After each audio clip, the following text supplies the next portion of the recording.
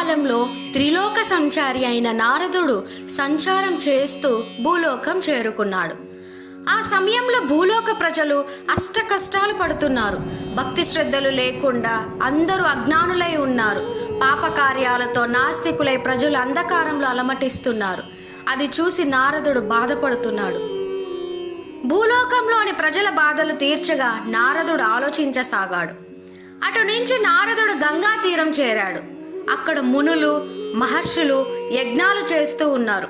అది చూసి నారదుడు వారి చెంతకు చేరాడు. చేరి ఈ యజ్ఞాలు యాగాలు ఎవరి కోసం చేస్తున్నారు అని అడిగాడు. ఆ ప్రశ్న విన్న మహర్షులు ఆలోచనలో పడసాగారు. అవును కదా, ఈ యజ్ఞాలు మనం ఎవరి కోసం చేస్తున్నాము అని. వారి ఆలోచనలు గమనించిన త్రిలోక సంచారి నారదుడు ముందు త్రిమూర్తులలో ఎవరు శ్రేష్ఠులు చూడండి, సృష్టికారకులైన ముగ్గురిని పరీక్షించండి అని చెప్పి నారాయణ నారాయణ అంటూ వెళ్ళిపోయాడు. అప్పుడు మునులంతా మహర్షులలో ఉత్తముడు భృగు మహర్షిని త్రిమూర్తులను పరీక్షించడానికి పంపించారు.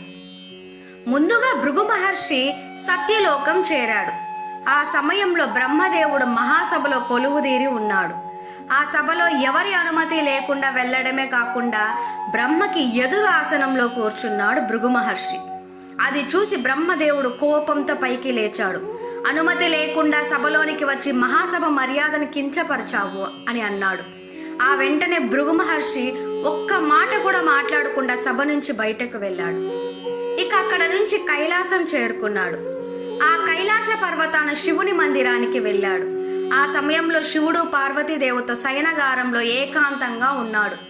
ద్వారపాలకులు ఎంత చెబుతున్నా వినకుండా శివుని ఏకాంత మందిరంలోకి అడుగుపెట్టాడు.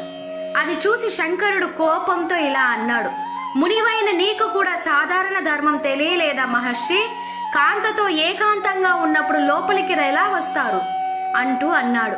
అది విని ముని, మహర్షి రాక కూడా తెలియనంత కామక్రీడలో లీనమైపోయిన నీకు భూలోకంలో ఇంకా లింగ రూపంలోనే పూజలందుగాక అని శపిస్తాడు భృగు మహర్షి.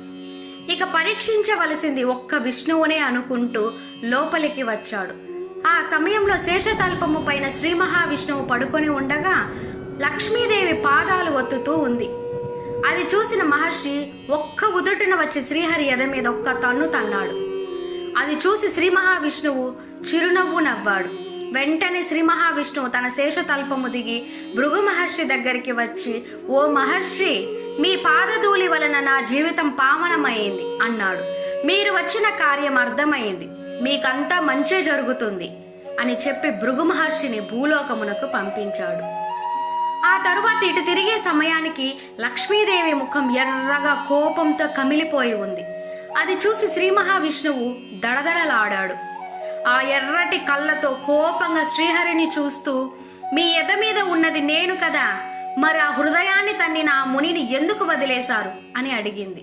ఆ మాట విన్న శ్రీ మహావిష్ణువు చిరునవ్వు నవ్వాడు. లక్ష్మి, ఆ ముని లోక కళ్యాణానికై వైకుంఠానికి వచ్చాడు. సర్వజ్ఞాని అయిన అంతటి మహర్షి నన్ను అవమానించడానికి కలలో అయినా తలవడు. లక్ష్మి, మునిని అవమానించడం తగదు. ఇలా ఎన్నో రకాలుగా చెప్పి చూసిన లక్ష్మీదేవి ఏమాత్రం శాంతించలేదు. నన్ను అవమానించిన చోట ఒక్క క్షణం కూడా నేను ఉండలేను. మనల్ని వేరు చేస్తున్న ఆ భూలోకవాసులు ఈ క్షణం నుంచి దరిద్రులైపోతారు అని శాపం పెట్టింది. అలా శాపం పెట్టి లక్ష్మీదేవి భూలోకం చేరింది. ఈ శ్రీ వెంకటేశ్వర స్వామి కథ మీకు నచ్చితే ఒక్క లైక్ ఇవ్వండి. ఈ కథను కొనసాగించడం కోసం పార్ట్ 2 అని కమెంట్ బాక్స్లో కమెంట్ చేయండి. ఇలాంటి మరెన్నో వీడియోస్ కోసం వెంటనే మన ఛానల్ని సబ్స్క్రైబ్ చేసుకోండి.